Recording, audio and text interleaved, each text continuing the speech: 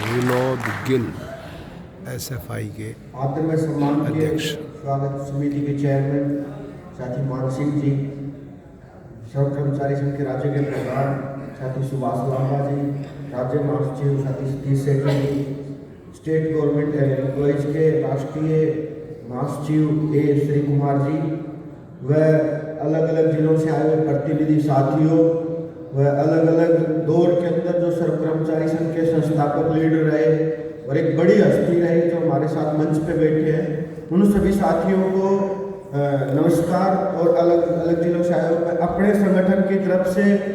SFI की तरफ से बधाई संदेश देते हुए कि 16वां जो राज्य सम्मेलन है ये हरियाणा के कर्मचारियों को एक नई दिशा के रूप में, एक आंदोलन के रूप में हरियाणा का एक बेहतर निर्माण करने की एक भूमिका निभाएगा। क्योंकि पिछले जब 36 सालों का इतिहास यहाँ रख रहे थे सतीश जी कि हरियाणा के अंदर जब भी विपक्ष की बात आई है, कोई भी राजनीतिक पार्टी ने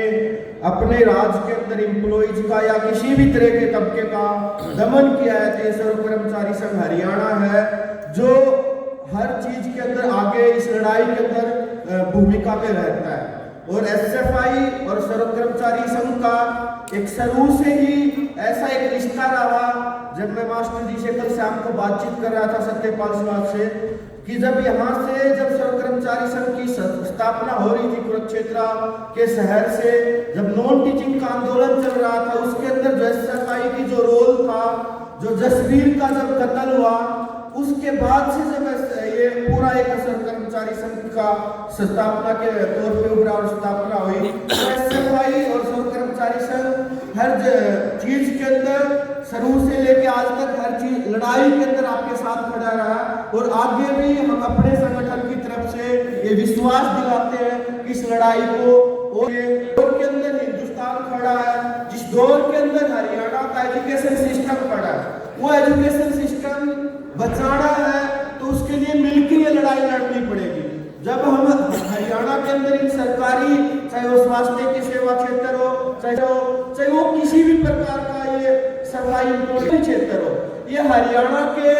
शहीदों की एक विरासत, देश के शहीदों की एक विरासत है जो हमारे को विरासत के रूप में दे के गए थे। अगर उन शहीदों की, उन भगत सिंह की विचारधारा को, डॉक्टर BR अम्बेडकर की विचारधारा को अगर दोबारा से जीवित करना है, दोबारा से वो भगत सिंह जैसा सपना देख रहा था हिंदुस्तान के अंदर, भगत सिंह ऐसा सपना नहीं देख रहा था कि एक विद्यार्थी को किताब मिलेगी, एक को नहीं मिलेगी। आज वही होने लग रहा है कि जो किताबें जो मोदी सरकार जब आई थी 2014 के अंदर, वो जो कह रही थी हर विद्यार्थी के हाथ में किताब देंगे, जो हमारे विरासत में उन शहीदों ने दिलवाई थी, हमारे पूर्वजों ने जो दिलवाई थी, आज उस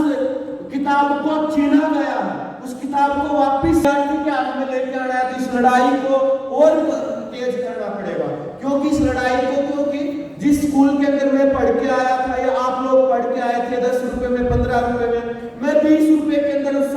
आज इस कुरुक्षेत्र यूनिवर्सिटी के अंदर पढ़ रहा हूँ। जितनी पढ़ाई करी सरकारी क्षेत्र से करिए, लेकिन आज उस सरकारी क्षेत्र के अंदर स्कूल के अंदर 5 कैटेगरी बना के फीस बढ़ा दी गई है 200 से 500 रुपए। दाखिला फीस 50 रुपए होती थी, आज वो दाखिला फीस 1000 रुपए तक कर दी गई है। यानी ये जो सरकारी स्कूल जो सिस्टम खड़ा किया था आजादी के आंदोलन के बाद, देश की जनता ने अपनी जमीन दान करके, श्रम दान करके ये बिल्डिंगें निर्माण करी थी। अगर आज भी कोई सरकारी स्कूल में, पिछले दिनों में फतेहाबाद के कई सरकारी स्कूलों के अंदर मास्टर लेके गए, तो वहाँ बड़ी बड़ी नाम प्लेट, बड़ी बड़ी लिस्टें आज भी हरियाणा के बहुत सारे स्कूलों के अंदर मिल जाएगी कि फलाने की आदमी ये कमरा बनवाया, उसकी आदमी ये हॉल बनवाया, कंप्यूटर आए, पता नहीं है देश की जनता ने अपने सहयोग से खड़े किए थे। लेकिन आज इन सरकारी स्कूलों पे चिराग योजना के नाम पे, ट्रांसफर पॉलिसी के नाम पे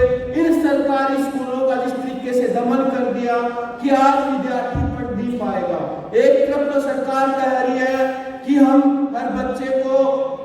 अच्छी फैसिलिटी देंगे। अब देखिए सरकारी स्कूल में पढ़ोगे तो आपको